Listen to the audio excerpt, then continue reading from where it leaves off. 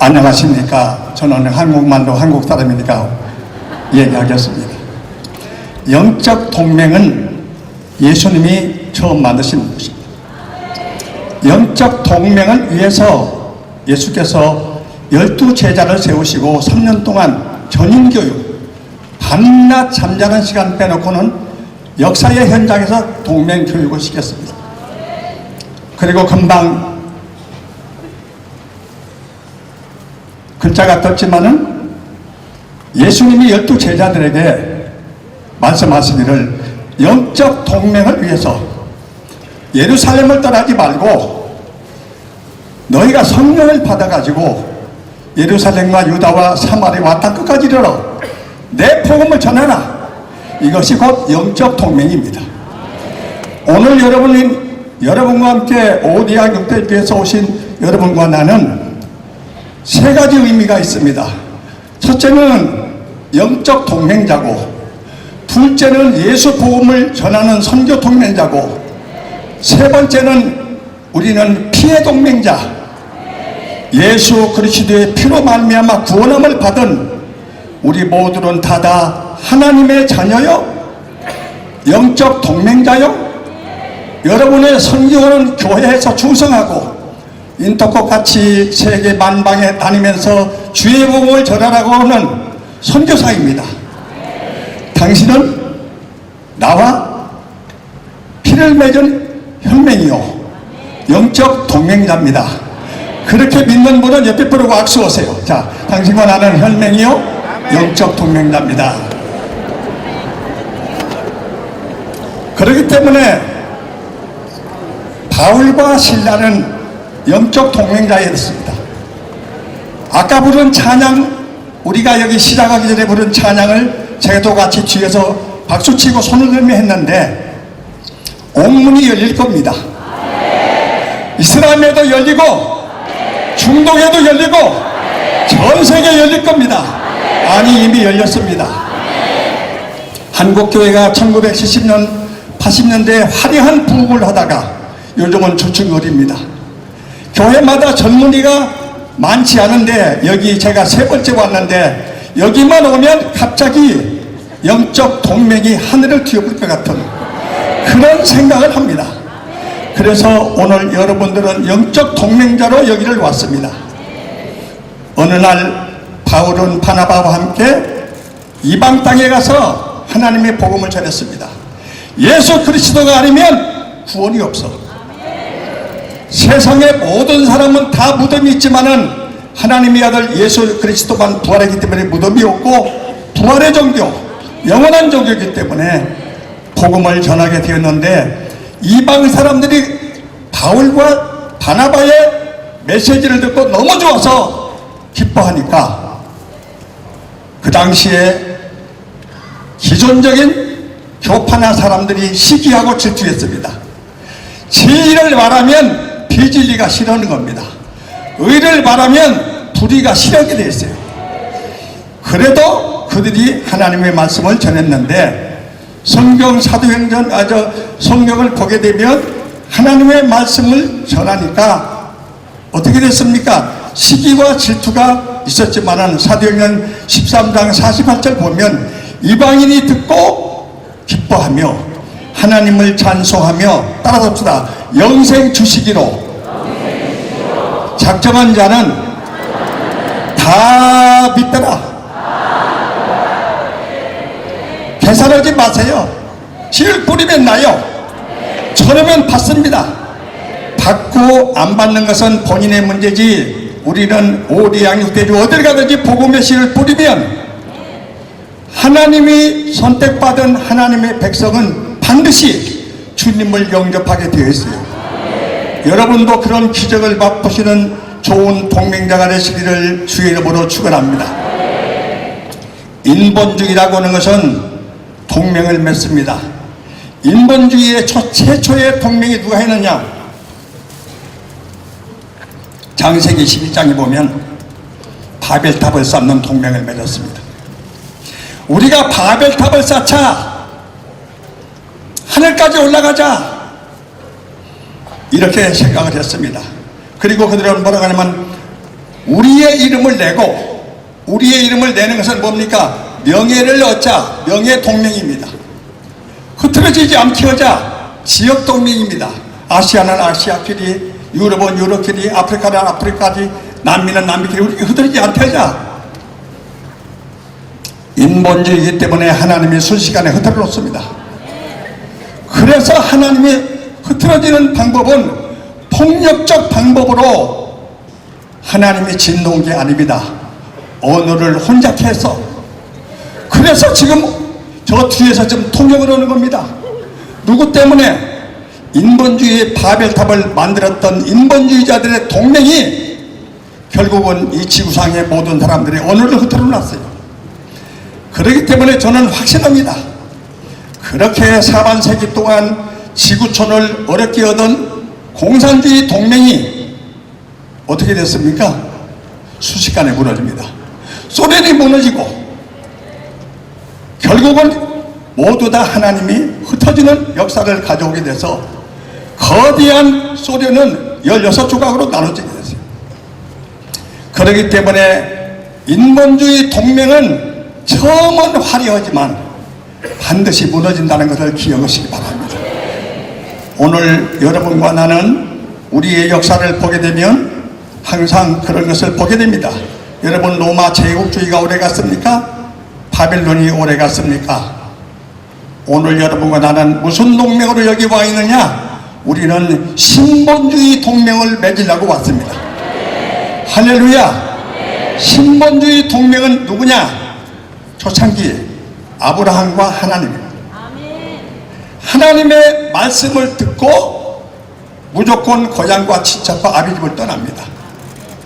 좌로나 우로나 치우치지 말아야 되는데 애굽으로 내려갔다가 한번 실수했고 다시 원위치로 와서 하나님의 말씀대로 갔습니다. 아브라함이 몇 살에 갔지요? 75세. 아브라함이 몇 년도에 하나님이 불러갔습니까? 175세. 그러니까 하나님과의 맺은 언약을 100년 동안 지상에서 열심히 믿음을 전하다가 하늘나라에 갔습니다. 여러분, 이것이 믿음의 조상 아브라함과 하나님의 영적 동맹입니다. 그뿐만이 아니지요. 아브라함만이 아니고 모든 나라가 그렇게 되어지는 역사를 가져오게 됐는데 오늘 여기 와보니까 세계적인 동맹 본부고 각 지역에서 오신 분들은 지역적인 동맹 아주 지도자들이 여기 많이 오셨습니다. 동맹을 맺게 되면 하나님이 역사합니다. 여러분, 저는 어디 가든지 성령론을 많이 얘기합니다. 성령은 뭐가 같아요? 전기와 같습니다. 전기가 눈에 보입니까? 안 보입니다. 그러나 전기가 왔습니다. 그러면 은사를 줍니다. 고린도전서 12장에 보면 하나님이 은사는 각각 준다고 했는데 어느 코드에 꽂으면 전기가 마이크 소리를 크게 만듭니다. 형광등에 꽂으면 불을 밝혀줍니다. 냉장고에 꽂으면 차게 얼게 밝혀요. 훈풍기에 꽂으면 어떻게 합니까? 따뜻한 팔아버립니다. 전기는 하나지만 어느 코드의 끼냐에 따라서 나타나는 것은 다릅니다. 그렇기 때문에 다 선지자겠느냐? 다 목사겠느냐? 다 장로겠느냐? 다 각신자이겠느냐? 다 다릅니다. 우리가 음식을 먹어도 비타민 A, B, C는 눈을 밝게도 만들고 기력을 만들고 모든 기능을 다 살펴서 온전한 사람이 되게 하듯이 이번 영적 동맹에 오신 여러분들은 모두 다 은사는 각각이지만 하나님이 여러분을 여러 면으로 쓰신다는 것을 기억해 주시기 바랍니다. 오늘 오신 분들은 정말 하나님이 쓰시는 기대한 인물이고 역사의 인물입니다. 아까도 우리 전에 목사님 말씀하셨지만 한국교회가 들어온 지 120년 됐습니다. 그런데 처음부터 와서 막 복음을 전하지 못했습니다. 왜? 세국정치와 함께 역사 속 때문에 어려움을 겪게 됩니다. 그래서 언더우드 목사님이 장로교 목사로서 왔을 때 미국에 자기 고국에 편지를 보내가지고 여기 와보니 너무 아픈 환자가 많아. 너무 공부를 못해서 무식자가 많아. 그래서 세운 것이 우리 한국의 연세대학입니다. 그러면 언더우드는 왔고 삼촌은 선교비를 4만 2천 불을 보냈습니다. 지금 돈으로 생각하면 별거 아니지만 그때는 어마어마한 돈. 그러니까 서현장에 가는 선교사가 있고 헌금을 해서 보내주는 선교사가 있고 교회에서 기도하는 선교사가 있고 이들을 후원하는 선교사가 있습니다. 이분들은 방향이 다르게 다 선교사입니다. 옆에 사람한테 인사드려요. 당신도 선교사입니다.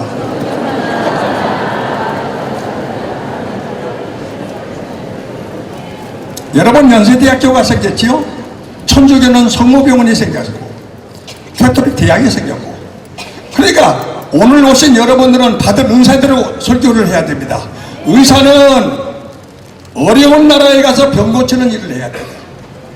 많이 배운 사람은 학교를 세워서 교육을 세우고, 농업기술자는 가서 과학, 농업을 가르치고, 분야별로 따라서 다 하면 하나님이 여러분을 선교사로 인정해 줍니다. 우리는 보이지 않는 하나님의 선교사로서의 삶을 가져오도록 여러분들이 그렇게 힘써 주시기를 주의 이름으로 축원합니다. 그런데 이런 일을 할 때 누가 추추냐, 이게 중요합니다.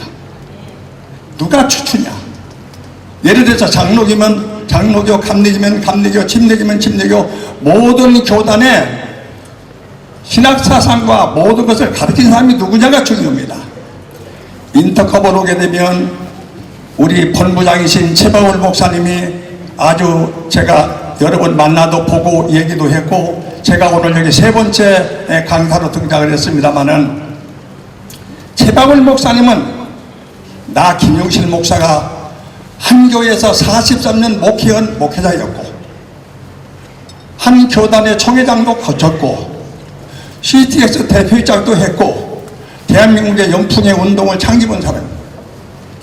제가 볼 때 우리 최바울 목사님은 어떤 사람이냐, 인성이 좋은 사람이다.